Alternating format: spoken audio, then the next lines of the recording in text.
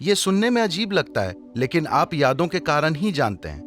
तो आपका शरीर ढेर सारी यादों का भंडार है और वो हर समय यादें इकट्ठी करते रहता है। अगर आप यहाँ से यहाँ तक चलें तो 50 अलग अलग तरह की हल्की महकें होंगी। हो सकता है कि आप उस पर ध्यान न दें, मगर शरीर उसे इकट्ठा भी करता है और पहचानता भी है। वो लगातार पहचानता रहता है। इसलिए आप जानते हैं कि सुगंध क्या है, दुर्गंध क्या है, ये इसकी गंध है। आप आवाज, गंध वगैरह के अलग अलग पहलुओं को पहचानते हैं, क्योंकि ये प्रक्रिया लगातार चलती रहती है। तो इस शारीरिक याददाश्त को इस संस्कृति में पारंपरिक तौर पर हम ऋणानुबंध कहते हैं। वो शारीरिक याददाश्त जो आप बनाते, आप जागरूकता के साथ अपनी शारीरिक याददाश्त बना सकते हैं, या बस ढेर सारी याददाश्त अंदर लेकर ढेर सारी शारीरिक उलझन से गुजर सकते हैं। तो जहाँ कहीं भी प्रभाव होता है, मुझे पता नहीं कि आपकी पीढ़ी में लोग अब भी ये चीजें जानते हैं या नहीं, मगर अब भी बैंगलोर में ऐसे लोग मिलेंगे जिन्हें अगर आप नमक देने की कोशिश करेंगे तो वे उसे नहीं लेंगे। वो कहेंगे वहां रख दीजिए। अगर आप उन्हें तिल देने की कोशिश करें तो वो कहेंगे उसे वहां रख दीजिए, क्योंकि उन्होंने कई पदार्थों की पहचान कर ली है जो आसानी से आपकी याददाश्त को लेकर मुझ तक पहुंचा सकते हैं। अगर मैं वो चीज ले लूं, मुझे वो याददाश्त नहीं चाहिए। यही वजह है कि आमतौर पर इस संस्कृति में एक दूसरे को छूना, हाथ मिलाना, ऐसी चीजों से परहेज किया जाता है। हम अपनी ही दोनों हथेलियां मिलाकर नमस्कार करते हैं, क्योंकि हम याददाश्त नहीं इकट्ठी करना चाहते। क्योंकि अगर मैं इसे बस छूता हूं तो ये इसे भी याद रखता है। आप अपने 4 दोस्तों के साथ इसे आजमा कर देखें। आप उनके हाथों को छुएं, याद रखने की कोशिश ना करें। हर दिन बस उनके हाथ छुएं और भूल जाएं। कल अगर वो आकर आपको छूता है, आप जानते हैं कि ये उसका हाथ है ना? तो शरीर याद रखता है, ये दिमाग में नहीं है। शरीर की याददाश्त होती है, इसे ऋणानुबंध कहते हैं। जब यौन संबंध बनते हैं या ऐसी कोई अंतरंगता होती है जिसमें विचार, भावनाएं और शरीर शामिल हो, तो आपके शरीर में जो याददाश्त रह जाती है वो बहुत बड़ी मात्रा में होती है। इसलिए कहा गया है कि आपको इसे जितना हो सके उतना सरल रखना चाहिए। कुछ दूसरे पहलू हैं जहां कुछ तांत्रिक प्रक्रियाओं में ऐसी चीजें होती हैं, वे सालों तक खुद को तैयार करते हैं ताकि शरीर से इतनी दूरी बना ली जाए कि शरीर कहीं से कोई याददाश्त न उठा पाए। इसे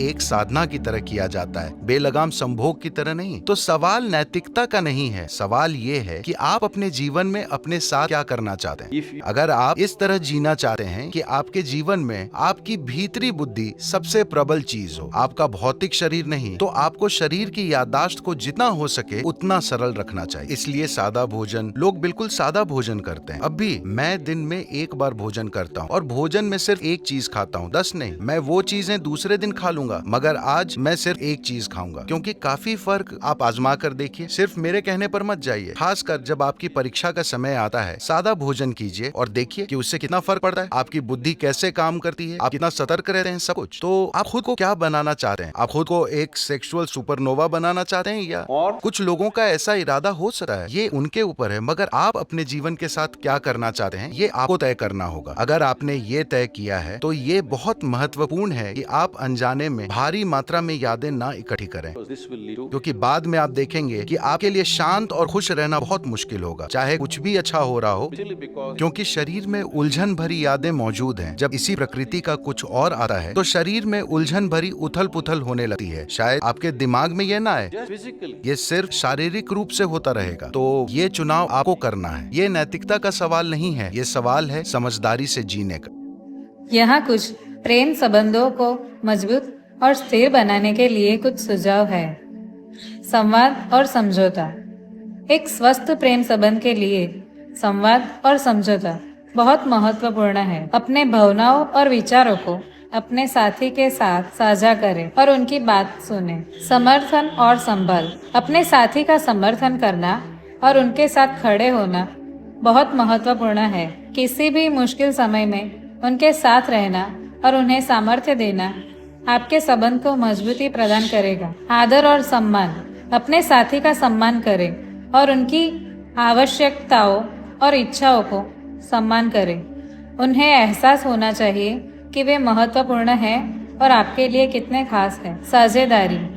प्रेम संबंधों में साझेदारी बहुत महत्वपूर्ण है। आपको अपने साथी के सपनों, लक्ष्यों और उम्मीदों का समर्थन करना चाहिए और उनके साथ उन्हें प्राप्त करने के लिए मिलकर काम करना चाहिए। समय और ध्यान।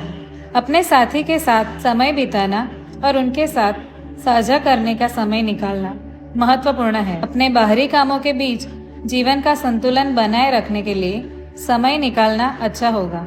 समृद्धि की देखभाल। आपको अपने संबंधों की समृद्धि के लिए प्रयास करना चाहिए। साथ ही आपको अपने स्वास्थ्य और ध्यान का भी ध्यान रखना चाहिए। अपने संबंधों को स्वतंत्रता दें। आपको अपने साथी को स्वतंत्रता देनी चाहिए।